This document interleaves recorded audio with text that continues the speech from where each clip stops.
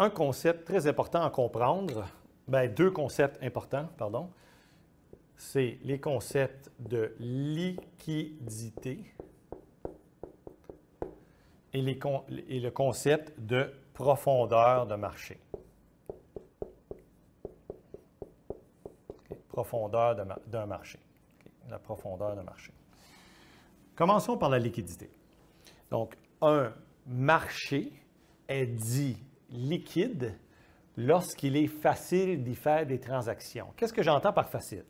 J'entends par facile qu'il est facile de vendre ou d'acheter, c'est-à-dire facile au sens vraiment opérationnel du terme. Une fois que tu es installé là, dans ce marché-là, tu peux rapidement vendre ou acheter le truc que tu veux vendre ou acheter. Et il est peu coûteux, c'est-à-dire ce n'est pas des gros frais de transaction énormes. OK?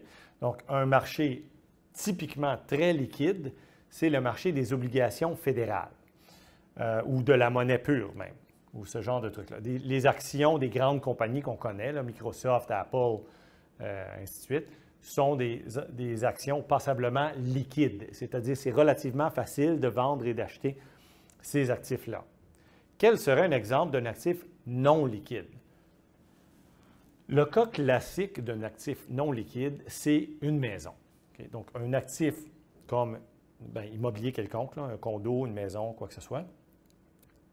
Une fois que vous voulez vendre, c'est compliqué. Donc là, il y a des agents d'immeubles, il y a plein de formulaires à signer, il y a le notaire, il y a plein des inspections, des visites, donc c'est interminable. Et donc, l'inverse d'un marché liquide, ce serait l'immobilier, genre. Alors, la liquidité d'un marché, c'est important parce que ça permet à un marché de faire des transactions rapides et donc d'être efficient en ce sens que ceux qui veulent trouver un vendeur, les acheteurs qui veulent trouver un vendeur trouvent un match, si on veut, donc ils peuvent trouver quelqu'un à qui leur vendre et les vendeurs peuvent trouver un acheteur facilement à bas coût de transaction. Okay? Donc ça, c'est très important, un marché liquide. Un actif spécifique est liquide lorsque l'actif lui-même peut être vendu et acheté facilement. Okay? Donc, évidemment, c'est le même concept un peu, mais pour un actif spécifique. Okay? Donc, la liquidité d'un marché est prisée, c'est-à-dire plus un marché est liquide, plus il est préféré, si on veut. Donc, les gens aiment ça, okay? Donc les marchés liquides. All right? Ensuite, le petit frère de ce concept-là, ou la sœur de ce concept-là, c'est la profondeur de marché. Okay?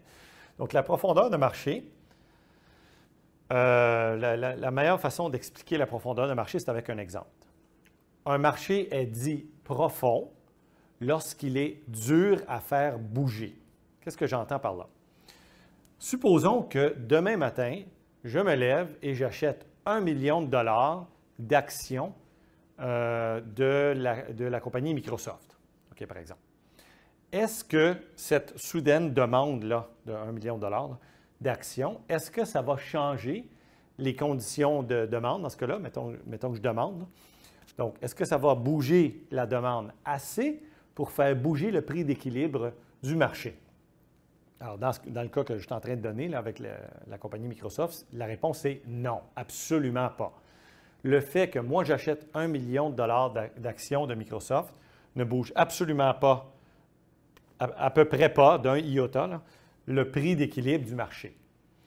Les obligations fédérales des grands pays, ce sont des marchés ultra profonds et liquides par ailleurs, donc, mais ultra profonds, c'est-à-dire que ça prend une quantité absolument gigantesque d'offres ou de demandes, c'est-à-dire de ventes, là, de gens qui veulent vendre ou de gens qui veulent acheter, pour soudainement changer le prix d'équilibre. Donc, par exemple, demain, je pourrais acheter pour 10 milliards de dollars d'obligations du gouvernement fédéral américain et il y aurait à peu près zéro effet sur le prix d'équilibre. Okay?